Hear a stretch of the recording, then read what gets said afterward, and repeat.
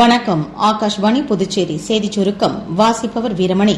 Delhi Sengottai metro rail நிலையத்தில் நேற்று மாலை கார் வெடித்து சிதறியதில் 8 பேர் உயிரிழந்த சம்பவம் தொடர்பாக உள்துறை அமைச்சர் திரு அமித்ஷா இன்று கர்த்தவ்ய பவனில் உயர் அதிகாரிகளுடன் ஆலோசனை நடத்த உள்ளார்.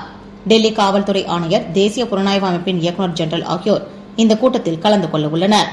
ஜம்மு காஷ்மீர் டிஜிபி மெய்நிகர் முறையில் பங்கேற்கிறார்.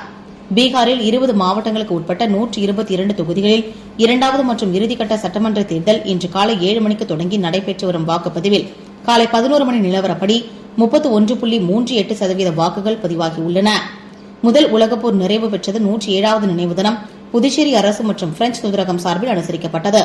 கடற்கரை சாலையில் உள்ள பிரெஞ்ச் போர் நினைவு சின்னத்தில் இந்தியாவிற்கான பிரெஞ்ச் தூதர் தியரி மாத்து மற்றும் புதுச்சேரிக்கான பிரான்ஸ் துணை தூதர் திரு எட்டியன் ரோலண்ட் பியர், புதுச்சேரி அரசு சார்பில் மாவட்ட ஆட்சியர் திரு குலோத்துங்கன் ஆகியோர் மலர் வளையம் வைத்து முதல் உலகப் போரின் போது உயிர்நீத்த வீரர்களுக்கு அஞ்சலி செலுத்தினர்.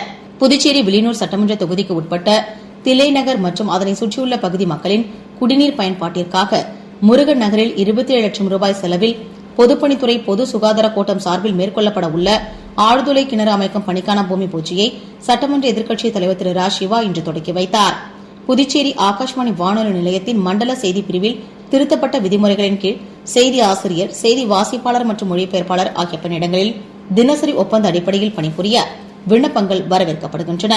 இது தொடர்பான முழு விவரங்களை newsonair.gov.in என்ற இணையதளத்தில் வேகன்சிஸ் என்ற பிரிவில் தெரிந்து கொள்ளலாம்.